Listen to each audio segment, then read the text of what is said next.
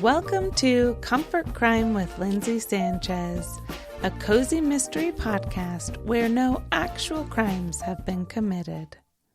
Today, we'll continue Death at Dogwood Lake, a novella about Georgia Lennox, whose perfect first date turns into a perfect nightmare when she discovers a dead body. And instead of finding romance, she's pulled into a murder investigation where hometown secrets run deeper than the alpine lake where it all started. If this is your first time here, please start with Episode 1, Chapter 1. The link is in the show notes. For everyone else, we'll continue with Chapter 5. But first, an update. Something that is exciting and a little nerve-wracking for me this week is that I've just commissioned my first book cover. You know that feeling when you think something will be a breeze because someone else is doing all the heavy lifting? Well, that was me with cover design. Spoiler alert, I was wrong. I was very wrong. The process is way more complicated than I expected. Maybe it's because it's my first time. Fingers crossed it gets easier. But I think the real challenge is that a book cover is such a critical part of the story, and the designer hasn't actually read the book. Trying to communicate a vision to a professional when you're not 100% sure what it is you need is its own kind of mystery to solve. But stay tuned, because as soon as I have a few great options, I'll send them out in the newsletter and have you all vote on which one is your favorite. If you're already on the newsletter, you're golden. But if you have any fellow cozy mystery fans who might want in on the fun, send them my way. There's a link to the newsletter in the show notes. Last time, we read Death at Dogwood Lake, Chapter 4, where Georgia is reeling from the discovery of Tom Harding's body and her suspicion of Jake's father, Owen Meadows, due to his well-known animosity with the victim, particularly concerning their shared nursery. At Georgia's birthday breakfast at the Meadows home, the news of Tom's death is confirmed, and Owen arrives home from a bike ride with wet hair, a clean bike, and clear footprints, and all signs point to him as the impossible suspect. But murder? Everything falls apart when George's father, Officer Lennox, arrives at the Meadows house and brings Jake's dad in for questioning concerning the murder of Tom Harding. And now we'll continue with Death at Dogwood Lake, Chapter 5. Georgia gripped the seat next to her thighs, her knuckles turning white. The two men had left a vacuum in their wake, sucking all that noise, laughter, and fun from the room as they shut the door behind them. Everyone searched the other faces around the table for some sort of answer. Even Lisa paused for a moment, her fork midway to her mouth. Only little Nikki seemed unfazed. It wasn't her fault. Georgia knew that, logically. But she also knew that if she hadn't gone on the date with Jake, if they hadn't found that body in the lake, that this morning would have played out very differently. If Georgia hadn't been compelled to call 911 after finding a dead body and getting the weirdest piggyback ride of her life down a mountain, then she'd be at the DMV by now with her dad, getting her driver's license. Laura was the first to move, getting up robotically and clearing the empty plates from around the table without a word. Shelley followed her, the two women cleaning up side by side in silence. "We'd better go." Shelley finally broke the silence after the dishes were done and the table was clean. She scooped up Nicky, heaving him on her hip and carrying him to the front door as she said her goodbyes to the Meadows family. Sienna got up without a word, put her shoes on by the front door, and slipped outside. As awkward as it was, Georgia wasn't in a hurry to leave, unlike her mom and sister seemed to be. She needed to make sense of what had just happened, and that would be easier with Lisa and Jake than it would be by herself. Just as Georgia was about to ask her mom if she could stay, Shelley stuck her head back in the kitchen with a look that said, "Say your goodbyes and let's go. Now." And that was that. Georgia wouldn't be able to stay. Her mom was set on them leaving. All of them. But there was one thing Georgia couldn't wrap her head around. All the clues pointed to Owen Meadows, his clean bike, his dripping wet hair, and the way he'd told different stories about where he'd been that morning. All of it added up, except one piece of the puzzle was still missing. If Owen Meadows had been the one across the lake that morning, the cracking noise and flash of gold in the trees, if that had been him, and he'd hid and waited for them to run down the mountain so he could get his hat, then where was it? Where was the hat?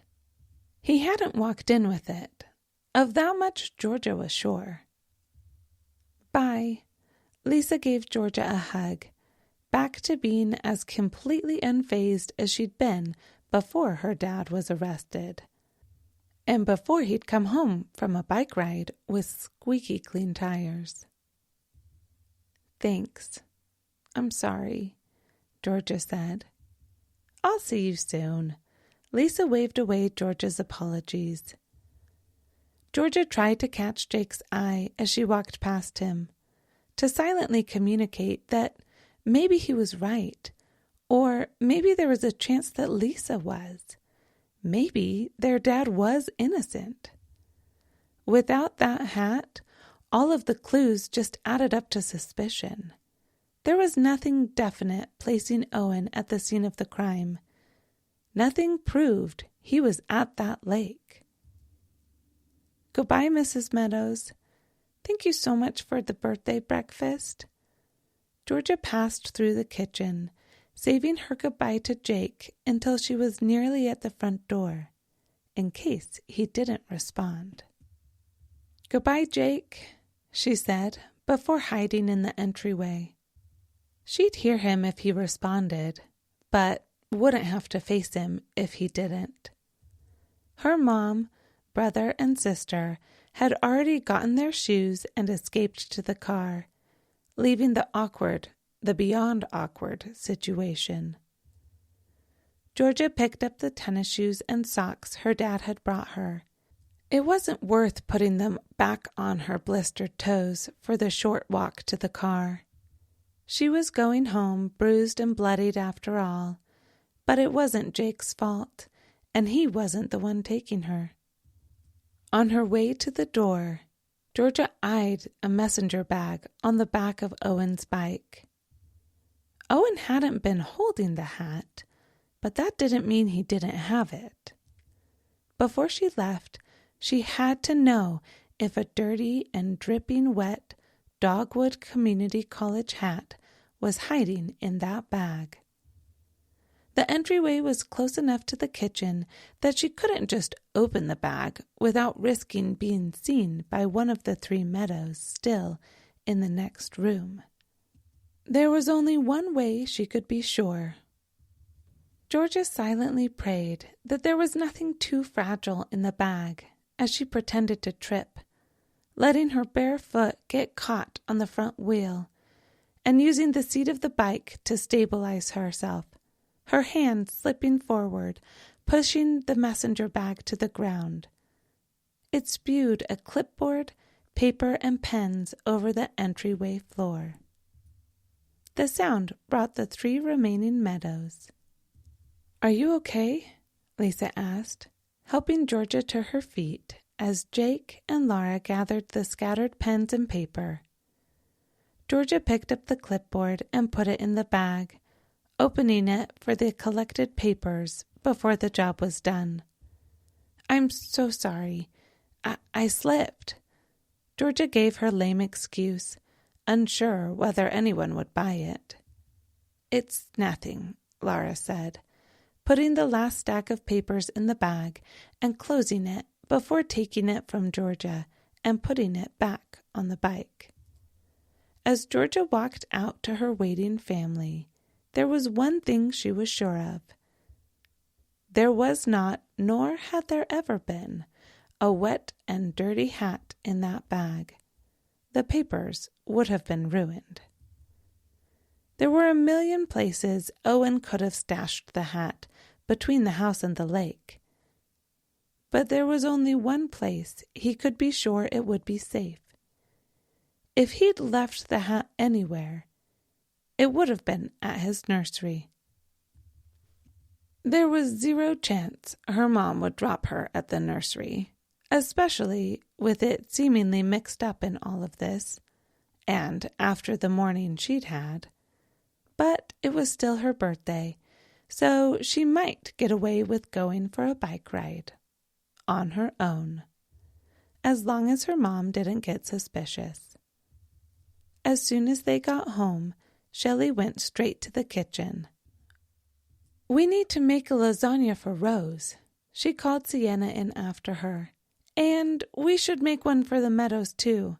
And maybe the officers. Dad might have to stay late tonight." Normally, Georgia would be in there with them, but today she could play the birthday card. "Can I go for a ride?" Georgia stuck her head in the kitchen, her mom and Sienna already elbow-deep in boiling water and pasta sauce. Georgia could see it in her mom's eyes, the internal battle. She'd probably hoped Georgia would stay and entertain Nikki, but she wouldn't say no, not today. "Do you have your phone?" Shelley poured salt into the largest pot they had. "Yes," Georgia said, holding up her little excuse for a phone. "Fine," her mom agreed with a sigh. "Just be home before dinner." Georgia ran to the garage before she could change her mind. "Wear a helmet," her mom called after her. The nursery wasn't far. It only took Georgia 15 minutes of biking before she was parked at the closest bike rack and unbuckling her helmet. It was surprisingly busy for a Thursday morning. Or maybe it was always this busy in the morning.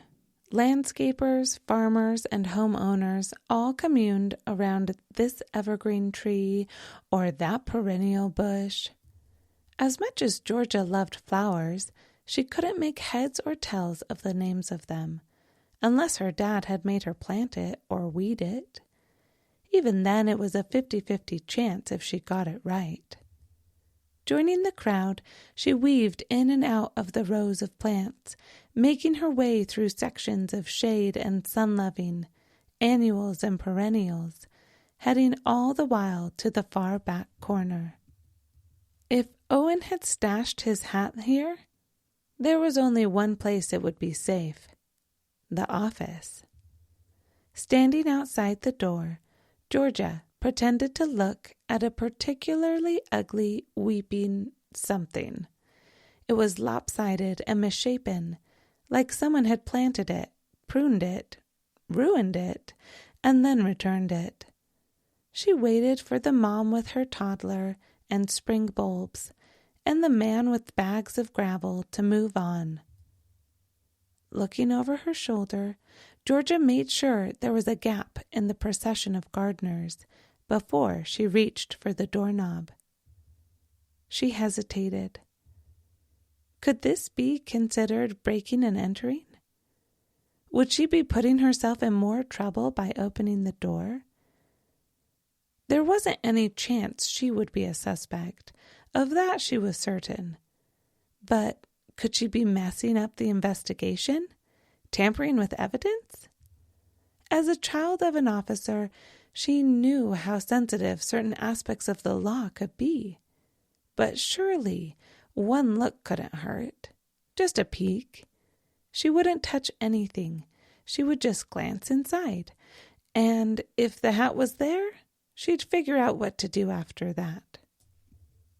Georgia put her fingers on the cold metal, turned the knob, and slid through the smallest crack in the door before shutting it behind her again, hoping no one had seen her. As her eyes adjusted to the dim light, there was a shape behind the desk, a dark outline. Jake? This has been Comfort Crime with Lindsay Sanchez. Thank you so much for being here. I loved it, and I already can't wait for next week.